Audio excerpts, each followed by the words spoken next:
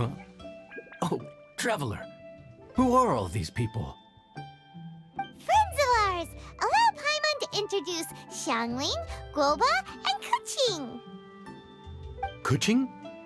Of the Qixing? She's Hi. It's not that. I mean, I'm just your typical commoner. I've never met someone as high up as the Yuheng before in my whole life. Look at that strong body, those powerful hands, and honest eyes. This guy must be a really great chef. So, is there something I can help you with? You've come a long way out to end up at Wangshu Inn. Let me fill you in. Oh, okay. I see. Legends claim that the Stove God once appeared at the Guili Assembly. As Wangshu Inn is the oldest extant building in this area, any historical texts from around these parts are likely to have ended up here. Is there a room in this inn for storing books? And if there is, do any of them mention the Stove God? Well, now that you mention it, we do have a fair few ancient texts here. I remember looking through an old recipe book once. I just need to remember where they're all stored. If you're happy to wait here for a few minutes, I'll go have a look right away. Oh, Traveler, there's something I need to discuss with you. What is it? We need to pay up or something? What? No, I wouldn't take your money. We're all friends here. I just wanted to ask if you had the time to make a satisfying salad for me. A satisfying salad? What for?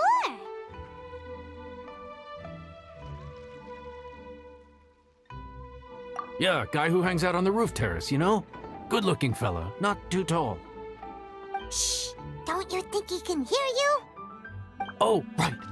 Yeah, maybe. Anyway, you know who I mean. The boss told me to take care of him, but this guy, let me tell you, he is one tough nut to crack. He usually turns his nose up at everything that isn't almond tofu. But the boss tells me you once made him a satisfying salad, and it all went down so well. So I was thinking, could you teach me how to make it too? That way, I'll have something else in my arsenal. Oh, so this is for show! You guys really look after him, huh? Well, that's life, right? You gotta look out for your own people.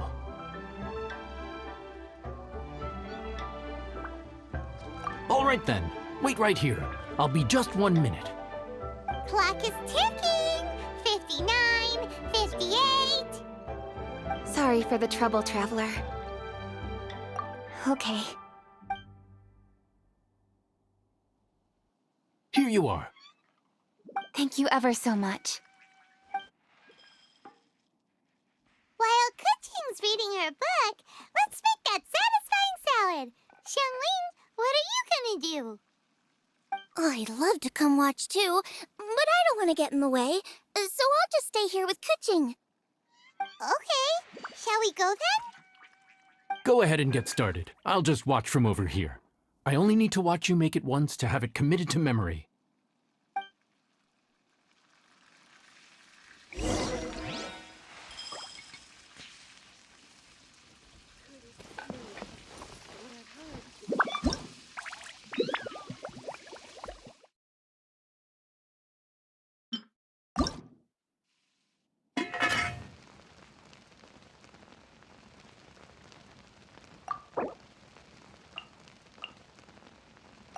That should do it!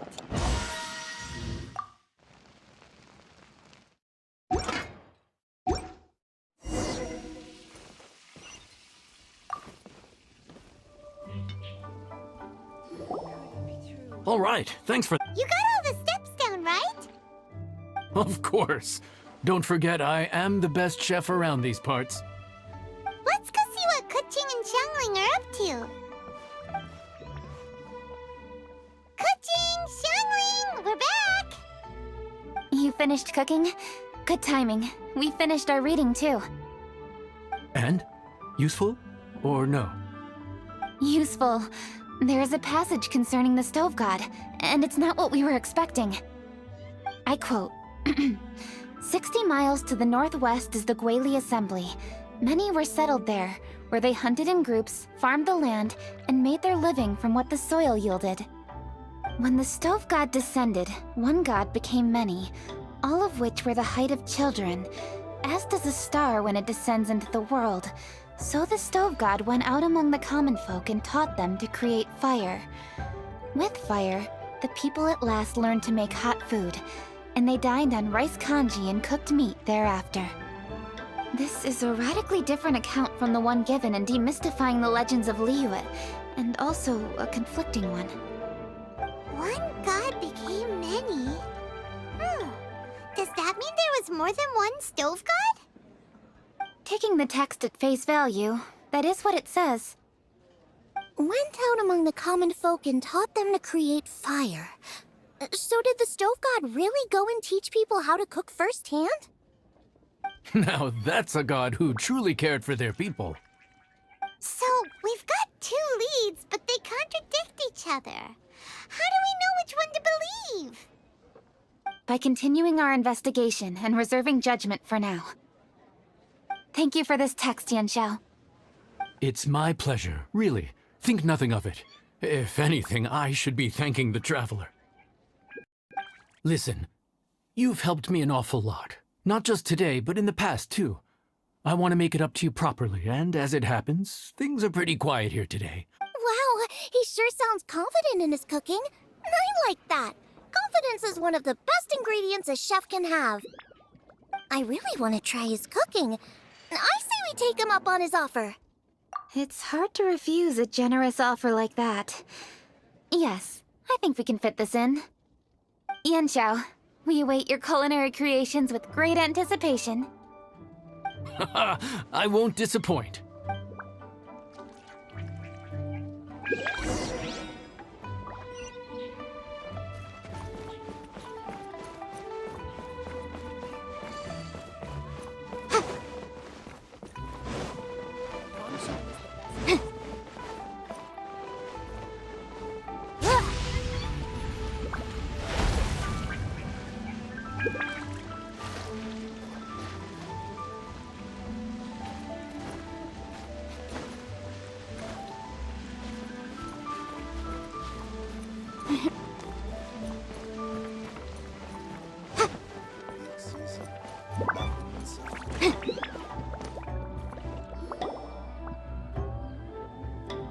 Need to get something from... Everybody, please be seated! You'd think you own the place. I'll sit here with Guoba.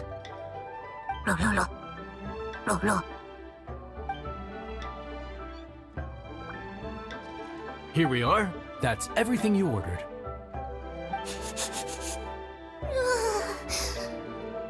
It all smells amazing! I think I've met my fellow finalist. It smells beautiful. Strange. I never would have guessed that such a gifted chef worked here. This inn isn't particularly known for its food. Everyone likes a good meal, whether they're staying the night or just stopping by for a bite. We call it an inn, but the fact is it's much more than that. We have to cater to all aspects of daily life to make this a true home away from home. Please enjoy your meal at your leisure. I should get back to work now. Yanxiao, are you taking part in this year's Masterful Chefs? Huh? You too? Yep, I've signed up already, and I've got my eyes on the prize. Your cooking's delicious, Yanxiao. I'm really looking forward to seeing you in the final. Huh. Interesting. All right. I'll see you there. What was that? Some kind of power move? No, it seemed more sportsmanlike than that. Yep, he's a really talented chef. His food was excellent, and it showed he has a level-headed personality. That's the kind of chef that could be a match for me. I haven't had any competitive cooking experience since my cook-off with Brooke in Springvale.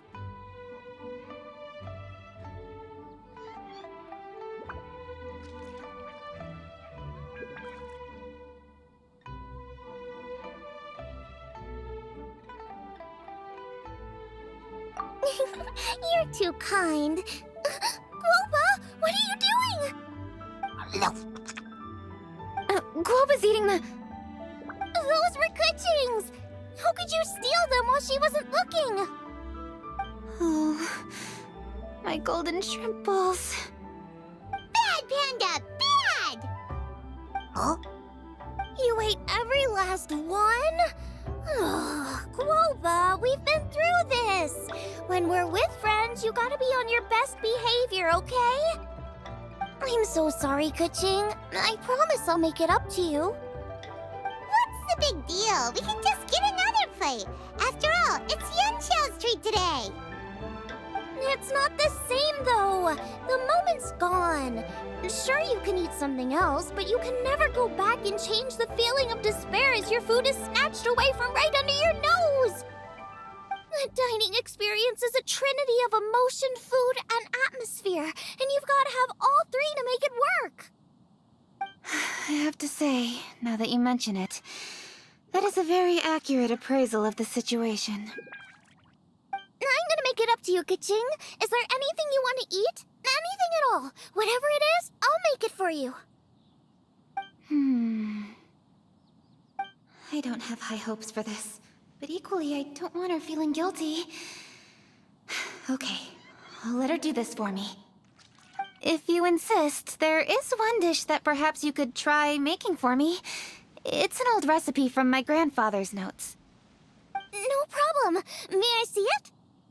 I'll get it to you when we're back in Liyue Harbor.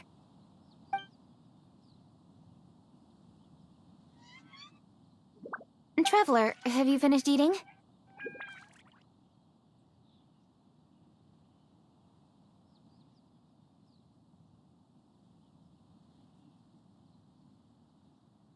Before we do anything else, let's head back to Liyue Harbor. I need to fetch something. From A to B. The best way to travel. Luck is not on my side.